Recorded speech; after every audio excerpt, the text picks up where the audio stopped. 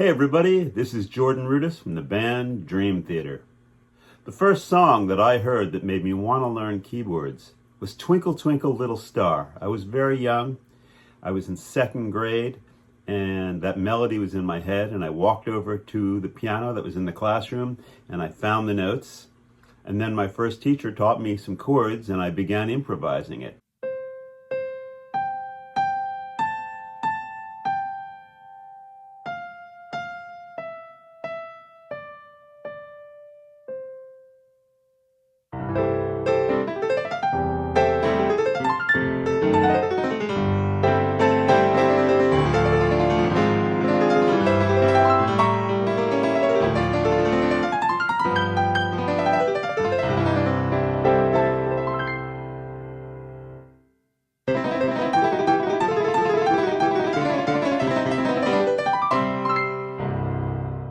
The first piano part I ever learned, well, that's a tough question because, I was a classically trained pianist and I didn't really start to play pop or rock or anything like that for a while.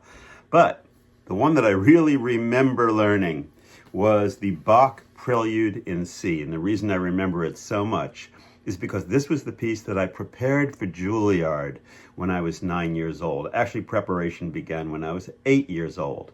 So I learned it. I went into Juilliard, I played it for my teacher, I started to improvise, and she freaked out because improvisation was not allowed at Juilliard. But this was the piece.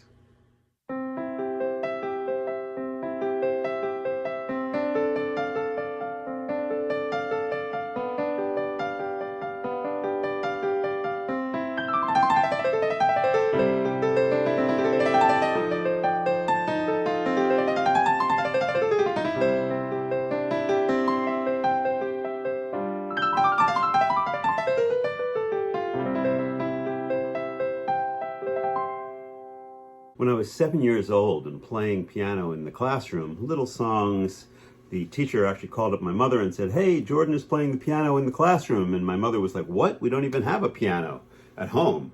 So she ran out and she bought one, and she hired one of these teachers that comes around, teaches you for 30 minutes, and then, is on his way. Well, this teacher soon realized that I had a good ear. And he abandoned the little book that he brought, the little red book that everybody usually learns from, and he started to show me the chords: C, F, G, B flat, E flat, A flat, D flat, all the different chords. And I was like, wow, this is really cool, because I started to look at my brother's guitar music that had the single note melody, and I could play the chord and make up my own arrangement. So I remember I found the music to Somewhere Over the Rainbow.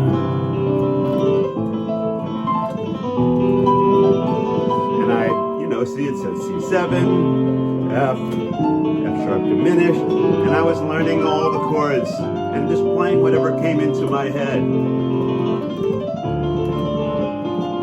Until one day, a friend of my mom's who knew music came in and said, was watching me play and said, "How are you playing all that?" I said, "Well, what do you mean? I'm just playing according to the music." And she was saying, "Well, the music only has one note and you're doing all this stuff." I said, "Well, doesn't everybody do that?" So I didn't know. Anyway, the next thing I know, I was taken to a very serious teacher whose name was Magda. And she was really temperamental, very serious, wanted me to learn all the scales and all the arpeggios. And if I didn't do it right, she'd give me a little kick under the table. In those days, I didn't really understand the motion thing. So I'd play like, and I'd get stuck. I remember looking out of my practice room window, watching across the hallway in the practice room area to this girl who was older than I was, and she was practicing her arpeggios, and she was just running them up and down, and I was thinking, how is she doing that? And I finally was looking at the motion in her arm, and I asked my teacher about it, and she started to teach me about the idea of feeling like there was a string pulling my arm as I went along. So I'd be playing the arpeggio, and she'd be literally pushing and pulling until I got the flow of it. So, I see pianists all the time getting a little bit stuck, turning their thumb under and their elbow goes up and all this stuff. When the reality is, it just has to go. You just have to feel this motion. The other other thing I wanted to learn was repeated notes. That was a hard one. So with that one, what I learned to do was that it's a real swiping motion. It's kind of like you're just pulling at the keys, right? It's not that easy. You got to get a feel for it. Or you can do the Billy Joel technique.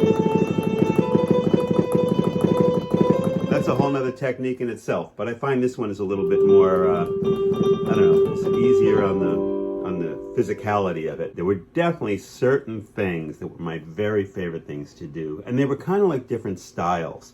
One was a kind of comping style that I could do like a Beatles song in. So like Let It Be was one of them.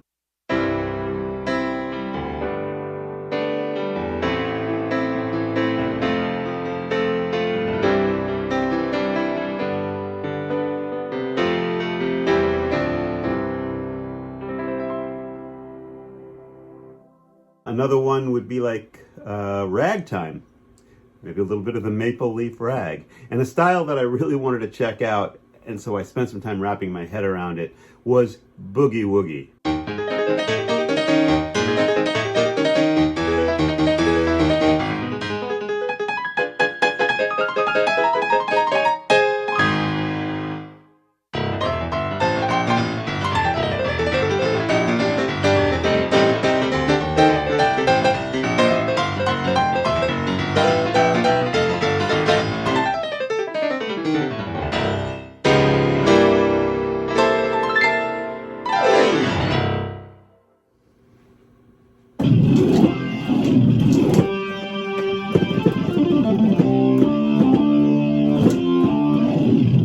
Like any keyboard player that's into prog, my ears opened up when I was listening to WFMU and the Nightbird, Alison Steele, back in the day on the radio.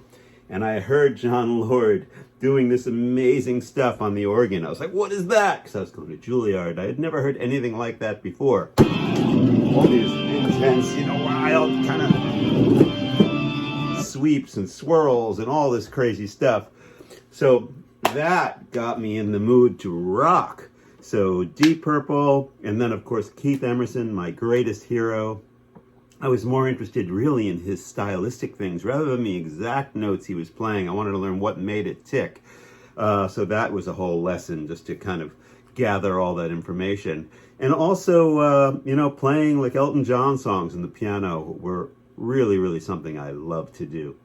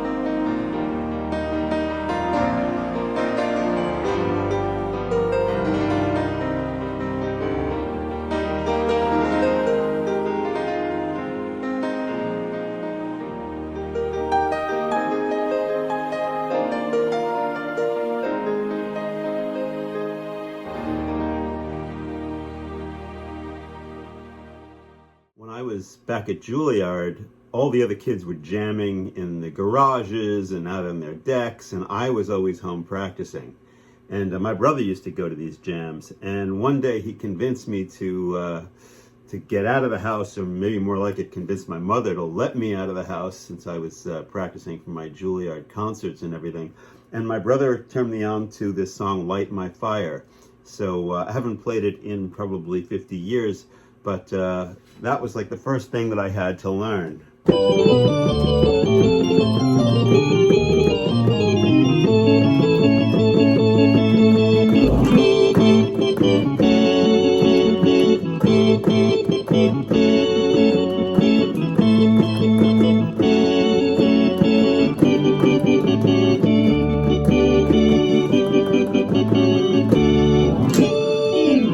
Very rockin'.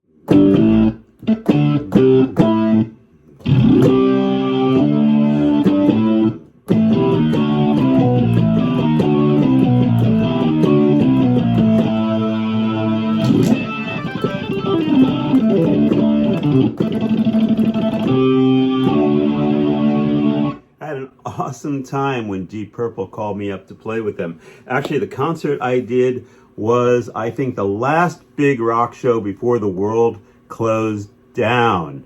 It was March 13th. It was in Mexico City, and it was so much fun. And I had a great time dialing in all the sounds as well. And believe it or not, I did the whole organ presentation, which is most of the sounds, on an iPad. I'm not kidding. I'm really into iOS technology. And I found the tones that rocked using IK Multimedia's new BX3 technology. It's their application. Loved it. Everybody smiled.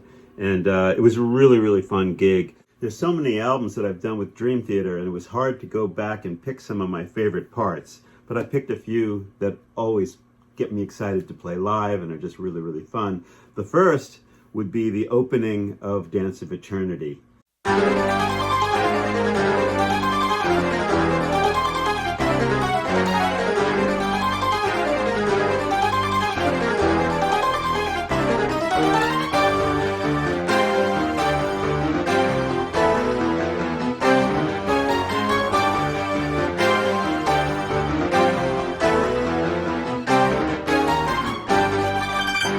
The second would be the honky tonk part out of Liquid Tension Experiment. There's also one actually from Scenes from Memory that's pretty cool, but thinking about the honky tonk part from Liquid Tension Experiment.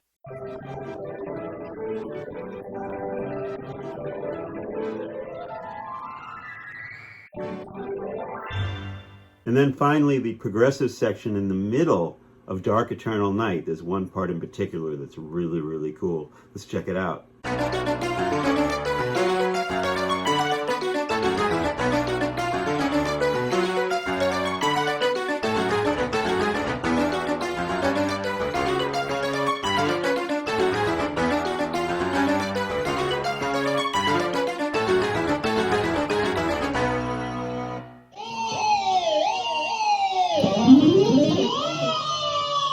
One of the first keyboard parts I wrote with Dream Theater was the lead in Overture on Scenes from a Memory. Check it out.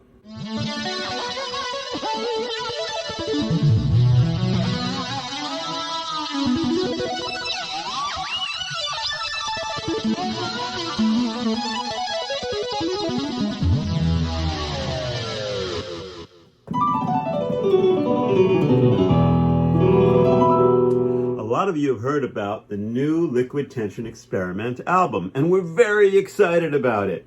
It's called LTE3, and it's coming out on March 26th, and some really fun stuff on there, and I'll play a couple of my favorite parts. I think I'm really drawn towards the melodic parts, so the first one will be from Passage of Time, and the second one is from Beating the Odds.